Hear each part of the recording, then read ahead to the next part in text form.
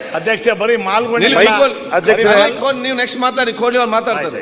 ಅಧ್ಯಕ್ಷರೇ, ಇವತ್ತು ಸ್ವಾತಂತ್ರ್ಯ ಬಂದು 77 ವರ್ಷ ಆದರೂ ನಮ್ಮ ಕನ್ನಡ ನಾಡಿನ ಉಡುಗೆ ತೊಡುಗೆ ಪಂಜಾಗಿ ಈ ಥರ ಅಗೌರವ ಆಗ್ತಾ ಇರ್ತಕ್ಕಂಥದ್ದು. ನಮ್ಮ ರಾಣೆಬೆನ್ನೂರು ತಾಲೂಕಿನ ಅರೇಮಲ್ಲಾಪುರ ಗ್ರಾಮದ ಒಂದು ಸಣ್ಣ ಹಳ್ಳಿಯ ಮನುಷ್ಯ, 9 ಜನ ಅಧ್ಯಕ್ಷರೇ ಅವ್ರಿಗೆ ಮಕ್ಕಳು, 9 ಜನರನ್ನು ಚೆನ್ನಾಗಿ ಓದಿಸಿದ್ದಾನೆ ಪಾಪ. ಬಡ ರೈತ, ನಾವೇನು ದೇಶದ ಬೆನ್ನೆಲುಬು ಅಂತ ಬರೀ ಭಾಷಣ ಮಾಡಿದ್ರೆ ಸಾಲದು. ಅಂಥವ್ರು 9 ಜನ ಓದಿಸಿ ಇಲ್ಲಿ MBA ಮಾಡ್ತಂತ ಅವ್ರ ಮಗ ಒಬ್ಬನು ಇಲ್ಲಿ MBA ಮಾಡ್ತಾ ಇದ್ದಾನೆ.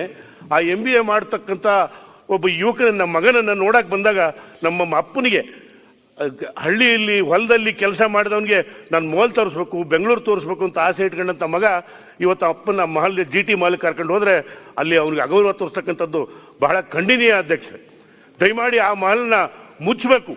ತತ್ಕ್ಷಣದಿಂದಲೇ ಸರ್ಕಾರ ಆದೇಶ ತಗೊಂಡು ಆ ಮಾಲ್ನ ಮುಚ್ಚಬೇಕು. ರೈತರಿಗೆ ಅಗೌರವ ತೋರಿಸ್ತಕ್ಕಂಥ ಮಾಲ್ನ ಮುಚ್ಚಬೇಕು.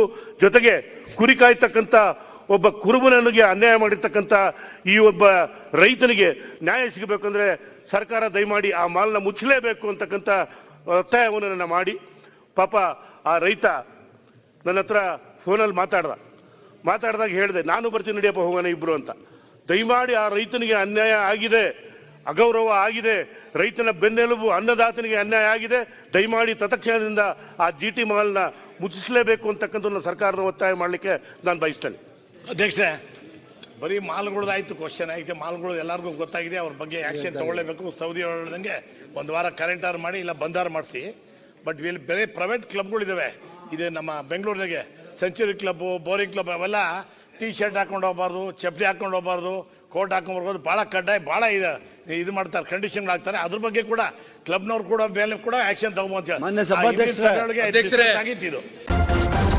ನ್ಯೂಸ್ ಫಸ್ಟ್, ನಿರ್ಭೀತಿಯಿಂದ ನಿಮ್ಮ ಪರವಾಗಿ.